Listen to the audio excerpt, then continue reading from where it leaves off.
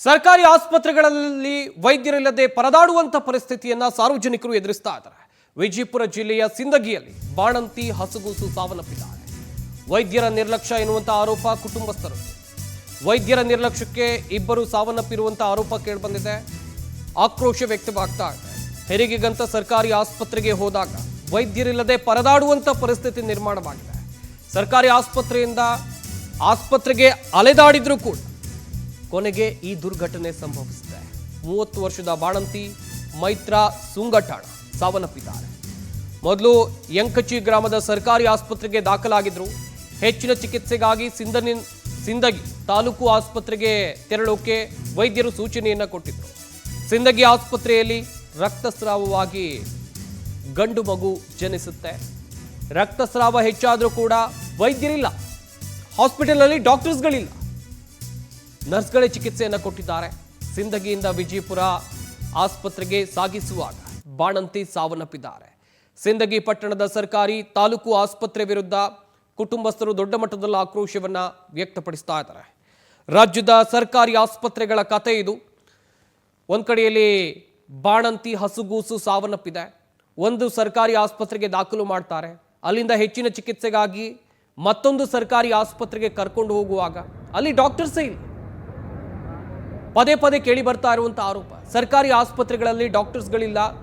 ಹಾಗಾದ್ರೆ ಸರ್ಕಾರ ಏನು ಮಾಡ್ತಾ ಇದೆ? ಯಾತಕ್ಕಾಗಿ ಈ ಆಸ್ಪತ್ರೆಗಳಿವೆ? ಒಂದಲ್ಲ ಎರಡಲ್ಲ, ರಾಜ್ಯಾದ್ಯಂತ ಸಾಕಷ್ಟು ಜಿಲ್ಲೆಗಳಲ್ಲಿ ಇಂಥ ಘಟನೆಗಳು ವರದಿಯಾಗಿವೆ. ಓರ್ವ ಬಾಣಂತಿಯ ಮತ್ತು ಆ ಮಗುವಿನ ಸಾವು ಅಂದರೆ ಒಂದು ದಿನದಲ್ಲಿ 2 ಸಾವುಗಳನ್ನು ಎರಡು ಜೀವಗಳು ಹೋಗಿದ್ದಾವೆ. ಸಿಂದಗಿ ಸರ್ಕಾರಿ ಆಸ್ಪತ್ರೆಗೆ ಹೋದಾಗ ಅಲ್ಲಿನ ಸಿಬ್ಬಂದಿಗಳು ಬೇಕಾಬಿಟ್ಟಿಯಾಗಿ ನೋಡ್ಕೊಂಡ್ಬಿಟ್ಟು ಮತ್ತು ಅಲ್ಲಿ ವಿಶೇಷವಾಗಿ ಹೇಳಬೇಕಪ್ಪ ಅಂತಂದರೆ ಸ್ತ್ರೀ ರೋಗ ತಜ್ಞರಿಲ್ಲ. ಸ್ತ್ರೀ ರೋಗ ತಜ್ಞರು ತಂದು ನೇಮಕ ಮಾಡಿರಿ ಅಂತೇಳಿ ಸುಮಾರು 2018 ಇಸ್ವಿ ಮತ್ತು 16 ಇಸ್ವಿಯಲ್ಲಿ ನಾನು ಲಿಖಿತ ರೂಪದಲ್ಲಿ ಮತ್ತು ಮೌಖಿಕ ರೂಪದಲ್ಲಿ ಮನವಿ ಮಾಡಿಸೋದಕ್ಕೆ ಓರ್ವ ಬಾಣಂತಿಯ ಮತ್ತು ಆ ಮಗುವಿನ ಸಾವು ಅಂದರೆ ಒಂದು ದಿನದಲ್ಲಿ 2 ಸಾವುಗಳನ್ನು ಎರಡು ಜೀವಗಳು ಹೋಗಿದ್ದಾವೆ. ಸಿಂದಗಿ ಸರ್ಕಾರಿ ಆಸ್ಪತ್ರೆಗೆ ಹೋದಾಗ ಅಲ್ಲಿನ ಸಿಬ್ಬಂದಿಗಳು ಬೇಕಾಬಿಟ್ಟಿಯಾಗಿ ನೋಡ್ಕೊಂಡ್ಬಿಟ್ಟು ಮತ್ತು ಅಲ್ಲಿ ವಿಶೇಷವಾಗಿ ಹೇಳಬೇಕಪ್ಪ ಅಂತಂದರೆ ಸ್ತ್ರೀ ರೋಗ ತಜ್ಞರಿಲ್ಲ. ಈ ಬಗ್ಗೆ ಇನ್ನಷ್ಟು ಮಾಹಿತಿಯನ್ನ ಕೊಡ್ತಾರೆ ನಮ್ಮ ವಿಜಯಪುರ ಜಿಲ್ಲೆಯ ಪ್ರತಿನಿಧಿ ಸುನಿಲ್ ಭಾಸ್ಕರ್. ದೂರವಾಣಿ ಸಂಪರ್ಕದಲ್ಲಿ ಜಾಯ್ನ್ ಆಗ್ತಾ ಇದ್ದಾರೆ. ಸುನಿಲ್ ಭಾಸ್ಕರ್, ಗಮನಿಸ್ತಾ ಇದ್ವಿ ಸರ್ಕಾರಿ ಆಸ್ಪತ್ರೆಗಳ ಅವ್ಯವಸ್ಥೆಯನ್ನ. ಸದ್ಯ ಈ ಆಸ್ಪತ್ರೆಯಲ್ಲಿ, ಈ ಬಾಣಂತಿಯನ್ನ ಸೇರಿಸಿದಂತ ಆಸ್ಪತ್ರೆಯಲ್ಲಿ ವೈದ್ಯರು ಇರಲಿಲ್ವಾ? ಅವರಿಗೆ ಬೇಕಾದಂತ ಸರಿಯಾದ ಚಿಕಿತ್ಸೆ ಸಿಗದೆ ಸಾವನ್ನಪ್ಪಿರೋದ ಹೇಗೆ? ಖಂಡಿತವಾಗೂ ಸಂಪತ್ತು ಏನಂತಂದ್ರೆ, ಇದು ವಿಜಯಪುರ ಜಿಲ್ಲೆಯ ಸಿಂದಗಿ ಸರ್ಕಾರಿ ಆಸ್ಪತ್ರೆಯಲ್ಲಿ ನಡೆದಿರುವಂತಹ ಘಟನೆ. ಏನು ಸಿಂದಗಿ ತಾಲೂಕಿನ ಡೌಳಾರ್ ಗ್ರಾಮದ ಬಾಣಂತಿಯಾದಂತಹ ಮೈತ್ರಾ ಸುಂಗಠಾಣ ಎಂಬ ಮಹಿಳೆಗೆ ಹೆರಿಗೆ ನೋವು ಕಾಣಿಸಿಕೊಂಡಿರುವಂತಹ ಸಂದರ್ಭದಲ್ಲಿ ಮೊದಲಿಗೆ ಅವರು ಸಿಂದಗಿ ತಾಲೂಕಿನ ಯಂಕಂಚಿಯ ಪ್ರಾಥಮಿಕ ಆರೋಗ್ಯ ಕೇಂದ್ರಕ್ಕೆ ತೆಗೆದುಕೊಂಡು ಹೋಗ್ತಾರೆ. ಅಲ್ಲಿ ವೈದ್ಯರು ಇರೋದಿಲ್ಲ. ಹೀಗಾಗಿ ಅವರು ಹೆಚ್ಚಿನ ಚಿಕಿತ್ಸೆಗೆ ನೀವು ಸಿಂದಗಿ ತಾಲೂಕು ಆಸ್ಪತ್ರೆಗೆ ತೆಗೆದುಕೊಂಡು ಹೋಗಿ ಅಂತ ಹೇಳಿ ಸೂಚನೆಯನ್ನು ಕೂಡ ನೀಡ್ತಾ ಇರುವಂತದ್ದು.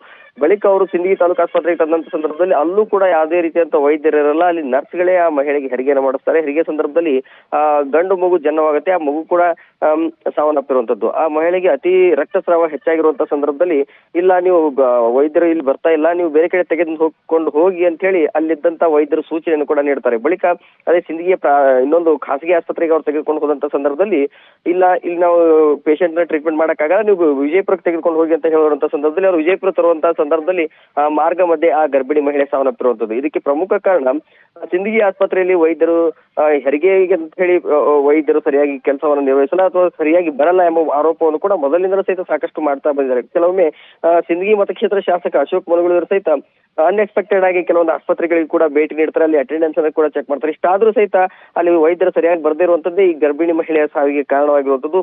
ಈಗಾಗಲೇ ಈ ಮಹಿಳೆಗೆ 5 ವರ್ಷದ ಮಗು ಇದ್ದಾನೆ ಶಶಾಂಕ್ ಅಂತ ಹೇಳಿ, ಮತ್ತು ಇನ್ನೊಂದು 3 ವರ್ಷದ ಮಗು ಇದೆ ಶಿವಾನಿ ಅಂತ ಹೇಳಿ. ಇದು ಆ ಮಹಿಳೆಗೆ 3ನೇ ಹೆರಿಗೆ ಆಗಿರುವಂತದ್ದು.